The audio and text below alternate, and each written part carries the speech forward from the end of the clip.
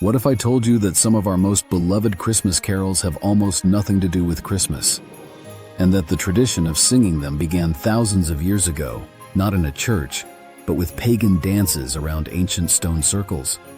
It sounds wild, but the story of how we got from solstice chants to silent night is a journey that spans empires, rebellions, and revolutions. We're about to uncover how these ancient tunes evolved into the cherished songs that define our holiday season. This is the story of why we sing. Part 1. The Ancient Roots. Songs of the Solstice. Before there was Christmas, there was the winter solstice. For ancient Europeans, the shortest, darkest day of the year was a time of both fear and hope. It was a celebration of survival and a plea for the sun to return. To mark this moment, they sang. But these weren't solemn hymns. They were joyful songs, almost always accompanied by dancing. In fact, the word carol originally had nothing to do with religion. It comes from the Old French carol, meaning a circle dance with singing. Picture people holding hands, dancing around a bonfire or stone circle, their voices rising against the cold. These songs were a part of life through all 4 seasons, marking planting, harvesting, and moments of communal joy. There were May carols and harvest carols, but for reasons we'll get to, only the Christmas tradition really survived. These early carols were an expression of a deep human need, to find light in the darkness and to voice a collective hope for the future. They were folk songs, passed down through generations. The practice was tied to festivals like the Roman Saturnalia, a week of feasting and gift-giving in late December. So, when early Christians were looking for a way to celebrate Jesus' birth, they chose a time of year that was already filled with music and celebration. But this created a problem. The church had its own music, and it sounded nothing like the rowdy dance tunes of the people. This set the stage for a cultural tug-of-war over the soul of festive music. So how did all-season pagan dance tunes become so exclusively linked with the birth of Christ? The journey takes us from open fields into the candle-lit halls of the church. Part 2. From the cloister to the crowd. As Christianity spread, the church needed its own music for its most sacred day.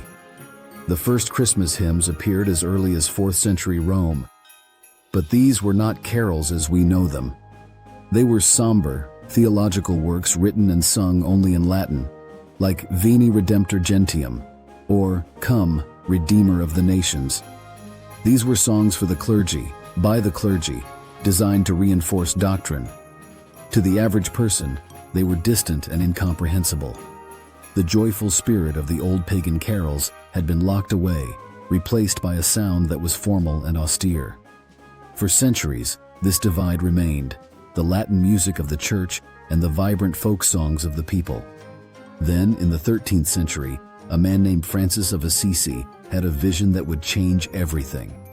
Saint Francis believed the Christmas story, a humble birth in a simple manger, should be for everyone. His idea was revolutionary. In 1223, in the Italian village of Greccio, he staged the first known nativity scene, complete with live animals. To go along with this living tableau, he encouraged new songs written not in Latin, but in the local Italian dialect that everyone could understand and sing. This was the spark. Francis had brought the joy back into celebrating Christmas. His nativity plays and their music became wildly popular, inspiring a new wave of carols that told the Christmas story in the language of the people. They spread like wildfire, carried by traveling minstrels and passed down in homes. This brings us to a surprising fact about early English carols. They weren't always very pious. The earliest ones that survive from around the 15th century show a blend of the sacred and the secular. Many were about the Virgin Mary or the Christ child, but they were often more like folk ballads than hymns. Some, like the Boar's Head Carol, had little to do with the Nativity at all and were simply feasting songs. These were sung in homes, taverns, and streets, everywhere but church. They were boisterous, fun, and belonged to the people. A vibrant tradition was flourishing, but this joyful noise was about to face an enemy that would try to silence it completely. Part 3. Banned, banished, and driven underground, the 16th and 17th centuries brought immense religious upheaval. The Protestant Reformation challenged Catholic traditions, and in England, a radical movement emerged that would change Christmas history: the Puritans. To the Puritans, Christmas was a popish pagan mess. They were horrified by the feasting, drinking, and merrymaking. They argued correctly that the Bible never specifies December 25th as Jesus' birthday, and that the festival was just a pagan party with a thin Christian veneer. Carols, joyful, often secular songs, were a prime target.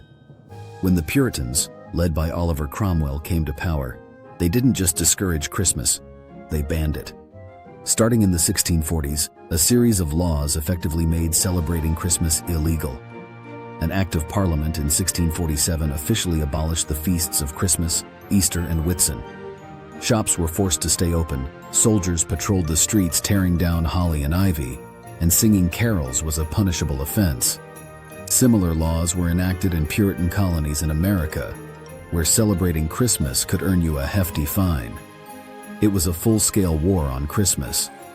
But you can't ban a song as easily as a feast. The carols didn't disappear. They became a quiet act of rebellion. The tradition went underground, with families singing them in secret. Pro-Christmas riots even broke out in some cities, with defiant citizens decorating their doorways and singing. The ban lasted for nearly 2 decades until the monarchy was restored in 1660. But the damage was done.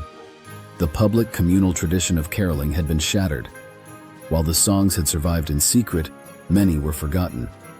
By the early 1800s, caroling was seen as a dying custom. The rich tapestry of folk music had faded to a whisper. So how did these forbidden songs make such a spectacular comeback? The answer lies in an era of gaslight industry and a deep nostalgia for a past that was slipping away. Part 4. The Victorian reinvention of Christmas. The 19th century was a time of staggering change. The Industrial Revolution filled smoggy cities, and many felt a growing disconnection from the past. Into this void stepped Christmas. The Victorians didn't just revive Christmas, they reinvented it, with carols at the heart of their new vision. A few dedicated antiquarians, men like Davies Gilbert and William Sandys, became musical archaeologists. They traveled through remote English villages, painstakingly collecting the lyrics and melodies of old carols that had survived underground.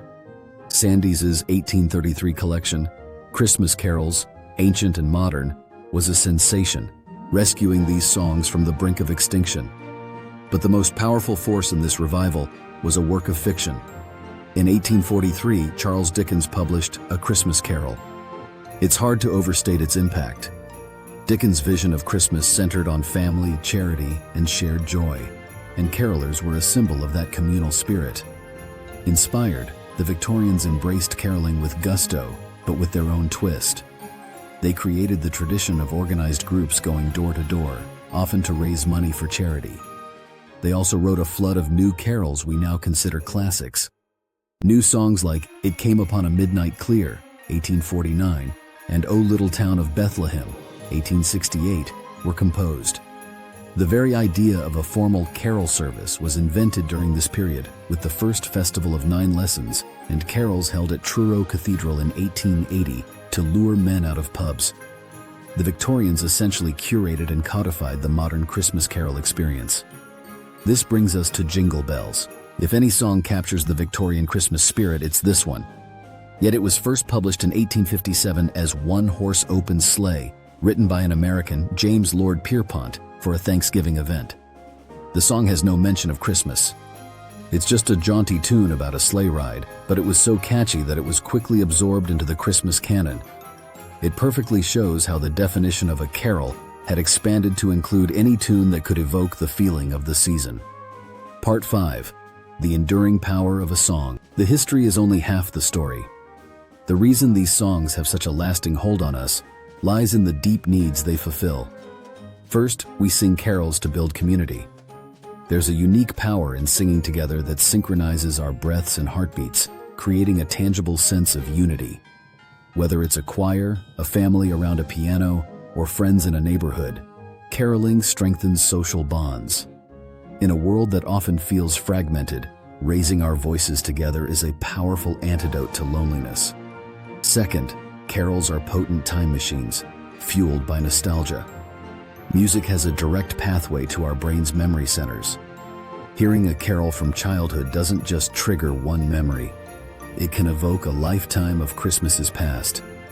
It connects us to our childhood selves, family traditions, and loved ones who may no longer be with us. This flood of nostalgia, even when bittersweet, provides comfort and continuity. Finally, we sing carols because they give voice to the inexpressible.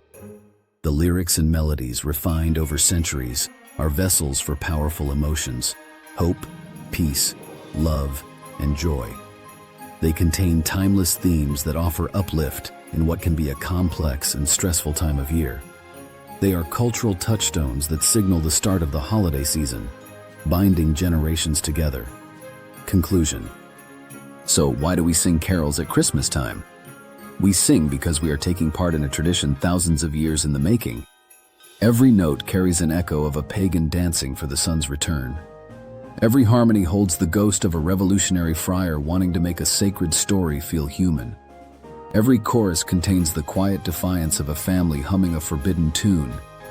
And every crescendo carries the community-building spirit of the Victorians, who saved these songs from being forgotten. We sing carols because they are so much more than just songs. They are a thread of sound connecting us to our ancestors, our communities, and to the very heart of what the season means.